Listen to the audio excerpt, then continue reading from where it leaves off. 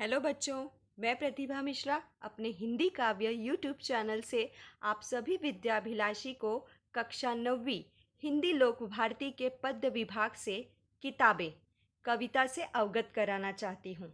बच्चों, प्रस्तुत कविता किताबें के माध्यम से गुरुजी ने पुस्तकें पढ़ने का आनंद, कंप्यूटर के कारण पुस्तकों के प्रति अरुचि, पुस्तकों और मनुष्यों के बीच बढ़ती दूरी और उससे उत्पन्न दुख को बड़े ही मार्मिक ढंग से प्रस्तुत किया है। बच्चों, सबसे पहले मैं गुलजार जी के जीवन परिचय से संबंधित आपको उचित जानकारी दे देती हूँ। गुलजार जी का जन्म पंजाब प्रांत में झेलम जिले के दीना गांव में हुआ, जो अब पाकिस्तान में है। उनका मूल नाम संपूरन सिंह कालरा है। वे एक कवि, पटकथा लेखक, फिल्म निर्देशक, नाटककार होने के साथ साथ हिंदी फिल्मों के प्रसिद्ध गीतकार भी हैं। उनकी मूलभूत लेखनी में नई कहानी विशेष्य है। नई कहानी भारतीय स्वतंत्रता के बाद लिखी गई उन कविताओं को कहा गया है जिनमें परंपरागत से आगे नए भावबोधों की अभिव्यक्ति के साथ ही नए मूल्यों और नए शिल्प विधान का अन्वेषण अथवा खोज किया गया।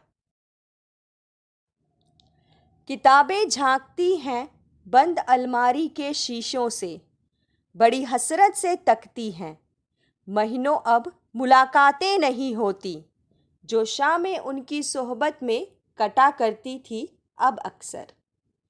बच्चों, किताबें मनुष्य की साथी हैं, किंतु कंप्यूटर के अधिकाधिक प्रयोग के कारण इनमें लोगों की रुचि कम होने लगी है। अब स्थिति यह है कि ये किताबें बंद अलमारी के शीशों से झांक रही हैं। इसी उम्मीद से शीशों के बाहर ताकती हैं। एक समय था जब मनुष्यों की शामें किताबों के संगत में व्यतीत हुआ करती थी, और अब स्थिति यह है कि महीनों तक मनुष्य और किताबों की मुलाकातें नहीं होती। गुजर जाती हैं कंप्यूटर के पर, बड़ी बेचैन रहती हैं किताबें। उन्हें अब नींद में चलने की आदत हो गई है। जो कदरें वो सुनाती थी कि जिनके सेल कभी मरते नहीं थे, वो कदरें अब नज़र आती नहीं घर में। वो जो रिश्ते वो सुनाती थी। कवि कहते हैं कि अब अक्सर मनुष्य की शामें कंप्यूटर के पर्दों पर ही बीत जाती हैं, और उनकी साथी किताबें इस बढ़ती दूरी के कारण बड़ी बेचैन रहती हैं। उन्हें अब नींद में चलने की आदत हो गई है, अर्थात किताबें लोगों को अब सपने में देखती हैं। किताबें अपने ज्ञान गंगा के स्वर्णाक्षरों द्वारा मनुष्य को नैतिकता का पाठ पढ़ाती थी। वे रिश्तों, संबंधों के मधुर गीत सुनाती थी, किंतु जिनके मूल्य कभी नहीं मरते, जिनके सेल कभी खत्म नहीं होते थे। और अब कंप्यूटर के बढ़ते प्रभाव का परिणाम यह है कि हमें घरों में अब वह मानवीय मूल्य नहीं दिखाई देता। वह सारे उधड़े उधड़े हैं, कोई सफ़ा पलटता तो एक सिसकी निकलती है। कई लफ्ज़ों के मानी गिर पड़े हैं, बिना पत्तों के सूखे टुंड लगते हैं वो सब अल्फाज, जिन पर अब कोई मानी नहीं उगते। कवि ने कंप्यूटर युग में पुस्तकों और मनुष्यों के बीच बढ़ती दूरी का वर्णन करते हुए कहा है कि एक समय था जब ये किताबें हमारे साथ रहकर हमें हमारे रिश्तों, संबंधों के बारे में बताती थी। वे सारे संबंध अब उधड़ गए हैं, टूट गए हैं। अब पन्ने पलटने पर हमारे गले से करुण सिसकी निकलती है, आंखों में आंसू आ जाता है। इतना ही नहीं, आज व्यक्ति और किताबों के बीच संपर्क का दायरा इतना सिमट गया है कि उनके शब्दों के मान सम्मान गिर चुके हैं। उनके शब्द अब बिन पत्तों के सूखे ठुंड से जीर्ण शीर्ण लगते हैं, जिनका अब कोई मतलब अथवा अर्थ नहीं है। जुबां पर जो जायका आता था, जो सफ़ा पलटने का, अब उंगली क्लिक करने से बस झपकी गुजरती है। बहुत कुछ तह बह तह खुलता चला जाता है पर्दे पर। किताबों से जो जाती राबता था कट गया है। कवि कंप्यूटर की गति व किताबों की निरंतर होती उपेक्षा व दुर्गति के संबंध में कहते हैं कि अब एक क्लिक करने पर, बस पलक झपकते ही कंप्यूटर के डिजिटल पर्दे पर बहुत कुछ एक एक करके शीघ्रता से खुलता चला जाता है। इसी का परिणाम है कि किताबों के पन्ने पलटने का जो स्वाद जिह्वा पर आता था वह भी हमसे ओझल हो गया है। अर्थात पन्ने पलटते समय बार बार जीभ पर उंगली रखने का आनंद समाप्त हो गया है। किताबों में रचा बसा हमारा संपर्क व हमारे संपर्क सूत्र का दायरा भी अब बहुत कुछ सिमट गया है। कभी सीने पे रख के लेट जाते थे, कभी गोदी में लेते थे, कभी घुटनों को अपने रिहल की सूरत बनाकर नीम सजदे में पढ़ा करते थे, छूते थे ज़बीन से। वो सारा इल्म तो मिलता रहेगा आइंदा भी।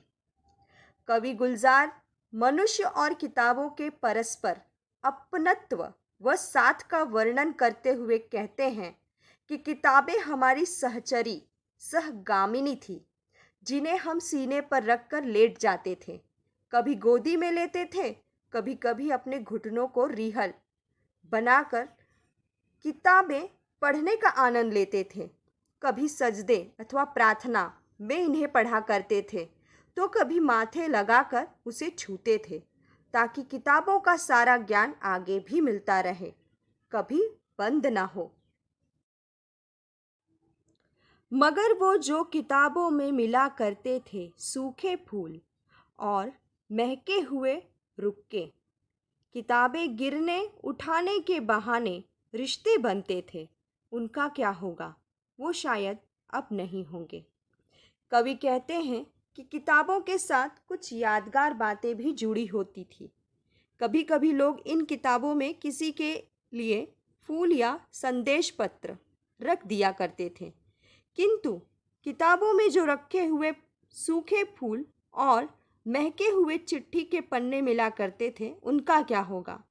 कवि गुलजार जी कहते हैं कि एक दौर था जब किताबों के गिरने उठाने के बहाने से कई रिश्तों की डोर बन जाती थी, किंतु अब जिस तरह से किताबों में लोगों की अरुचि उत्पन्न होने लगी है, उससे यह रिश्ते नष्ट होते जाएंगे, उनका संपर्क सूत्र टूट जाएगा और वे अपना अस्तित्व खोकर काल के ग्रास की भांति खत्म हो जाएंगी। तो बच्चों, कविता में आए हुए कुछ उर्दू शब्द को मैं यहाँ सरल हिंदी में आपको समझा देती हूँ।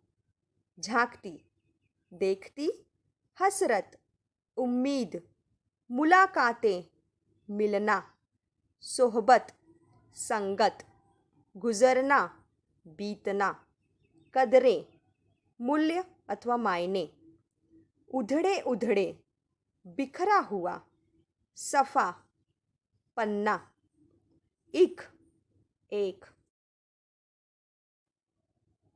लफ्ज़ों शब्दों, मानी मान सम्मान अथवा प्रतिष्ठा, अल्फाज शब्द, मानी अर्थ अथवा मतलब, जुबां जीभ जिह्वा, जायका स्वाद, झपकी गुजरना, पलक झपकना, राबता संपर्क,